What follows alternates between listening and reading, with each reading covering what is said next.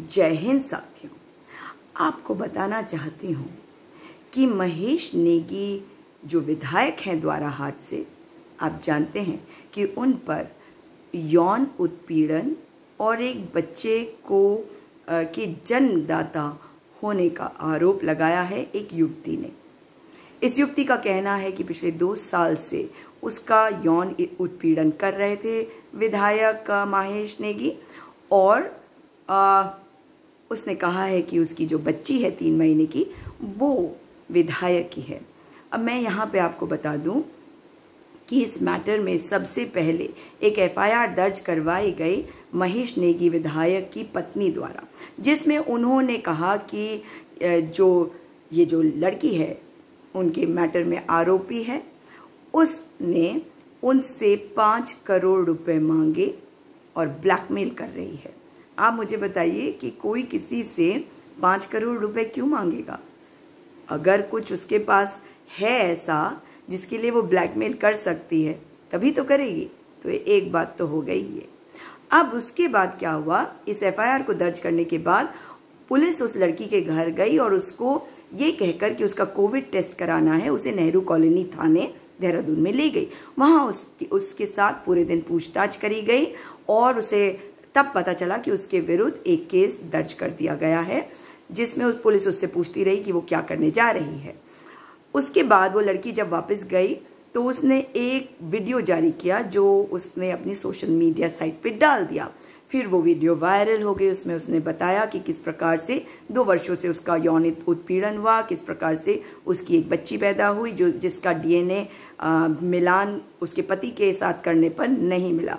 और उसका कहना है कि वो विधायक महेश नेगी की बेटी है, इसलिए उनके साथ वो डीएनए मैच करवाना चाहती है। उसके बाद अभी तक उस महिला की जो एफआईआर है दर्ज नहीं हुई है।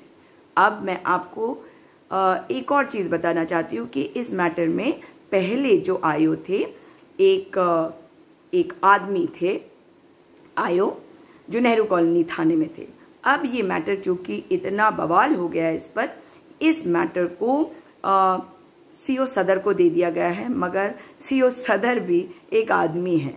एक युवती जो किसी पर यौन उत्पीड़न का आरोप लगा रही है और उस कंप्लेंट को इन्होंने क्लब कर दिया है महेश नेगी विधायक की पत्नी की एफआईआर के साथ। अगर करा भी है तो इसमें क्या किसी महिला अधिकारी द्वारा क्या इन्वेस्टिगेशन नहीं होना चाहिए? जांच किसके द्वारा होना चाहिए? महिला के द्वारा इन्वेस्टिगेशन होना चाहिए। अब मैं आपको बता दूं कि इसमें एफआईआर पुलिस क्यों नहीं रजिस्टर कर रही है। पहले आपको बताती हूं कि किस प्रकार से एक केस, आपको मैं इस केस के बारे में बताना चाहती हूं कि किस प्रकार से एक केस था जो सुप्रीम कोर्ट में गया था और ये केस है 2014 का, ललिता कुमारी वर्सेस गवर्नमेंट ऑफ यूपी। इसमें माननीय उच्चतम न्यायालय का ये कहना था कि मुकदमा रजिस्टर करना, एफआईआर को रजिस्टर करना, मुकदमे को पंजीकृत करना मैंडेटरी है। धारा 154 में 154 सीआरपीसी में एफआईआर रजिस्टर करना मैंडेटरी है।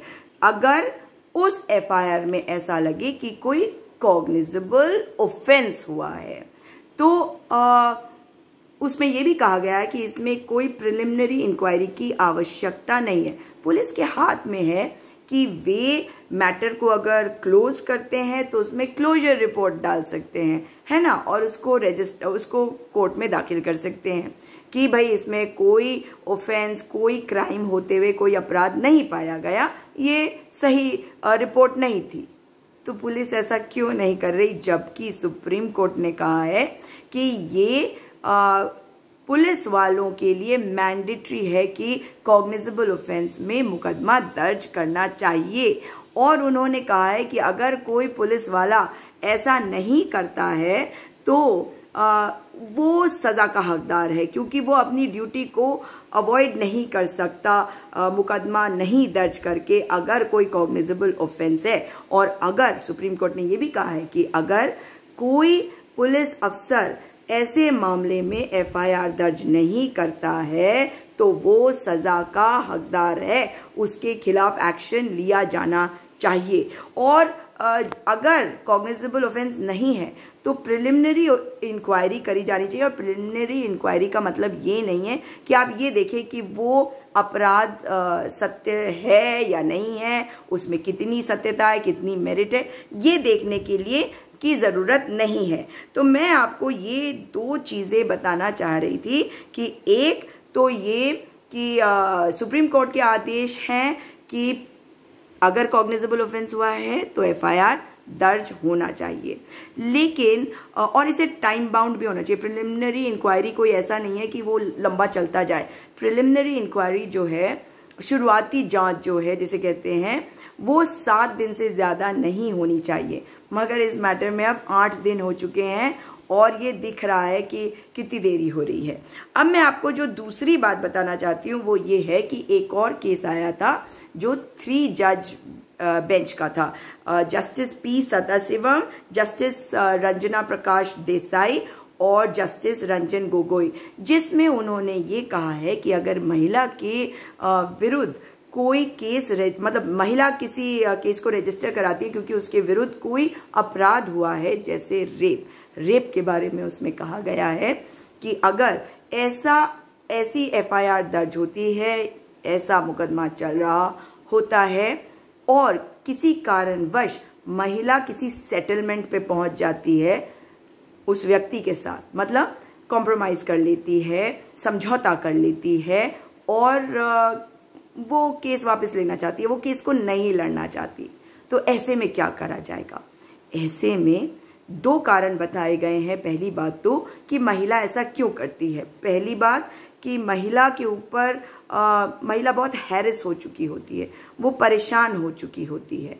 और दूसरी बात ये कि महिला उस केस को इसलिए नहीं लड़ना चाहती क्योंकि उसका सेटलमेंट दबाव में करा जाता है। तो दबाव एक कारण और दूसरा हैरेसमेंट, परेशान जो हो जाती है। आप जानते हैं ना महिलाओं के साथ कैसी कैसी बातें लोग करने लगते हैं, तो ऐसे में केस वापस नहीं लिया जा सकता। ये सुप्रीम कोर्ट का ऑर्डर है। ये 2013 के ऑर्डर के बारे में मैं बता रही हूँ, अगस्त 2013 की बात बता रही हूँ मैं। और इसमें ये भी कहा गया कि ये नॉन कंपाउंडेबल है, ये ऐसा अपराध है जो सरकार के विरुद्ध, जो स्टेट, राज्य, सरकार तो नहीं, राज्य के विरुद्ध किया गया है। कोई भी एफआईआर होती है उसमें एक कंप्लेनेंट होता है और वो राज्य के विरुद्ध होती है, राज्य बनाम बोलते हैं। तो इसका मतलब है कि सुप्रीम कोर्ट ने ये माना है कि महिलाएं अगर केस नहीं भी लड़ना चाहे तो राज्य बनाम ये केस होते हैं, इसलिए इसमें कॉम्प्रोमाइज नहीं हो सकता, इन केसेस को नहीं खत्म किया जा सकता, इन केसेस को पूरी तरह से इनके निष्कर्ष तक पहुंचाना ये सरकार की जिम्मेदारी होती है, पुलिस की जिम्मेदारी होती है, सरकार की जिम्मेदारी है।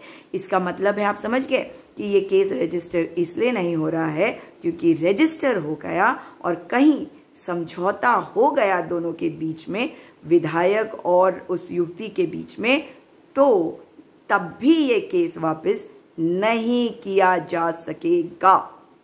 समझ गए आप? तो इसका क्या मतलब दिख रहा है? इसका मतलब है कि कहीं ना कहीं युवती पर भी दबाव डाला जा सकता है कि वो इस केस को वापस ले ले, इसमें समझौता कर ले। अब एक और मुद्दे पे आती हूँ। युवती ने एक और कंप्लेन भी दी है पुलिस में, जिसमें उसने कहा है कि महेश नेगी की पत्नी का कहना है अपनी कंप्लेन में, कहाँ तक सही है झूठ है उस पर नहीं जा रही हूँ, कि जो बच्ची है उसको महेश नेगी की पत्नी के कंप्लेंट में ये युवती कहती है, उन्होंने कहा है कि बच्ची को उसके परिवार से खतरा है, तो उसने पुलिस प्रोटेक्शन मांगा है। अब इस बिना पे पुलिस प्रोटेक्शन मिले या ना मिले, मगर मैं ये जरूर कहूंगी कि पुलिस प्रोटेक्शन इस युवती और उसकी बच्ची को अवश्य दे दी जानी चाहिए, क्योंकि अगर कोई भी हादसा उस बच्ची के साथ होता है तो उंगली सीधी महेश नेगी पर जाएगी, मगर अगर उस बच्ची के साथ कुछ होता है तो याद रखिएगा, इस युवती ने कहा है कि महेश नेगी की पत्नी का कहना है कि उस बच्ची को उसके परिवार से खतरा है। अगर उस बच्ची को कुछ होता है तो महेश नेगी और उसकी पत्नी ये कहेंगे कि हमने तो पहले ही कहा था कि इस बच्ची को इसकी माँ और उसका परिवार नुकसान पहुंचा सकते हैं। संवेदनशील मामला है। डीजीपी साहब को इधर ध्यान देने की आवश्यकता है।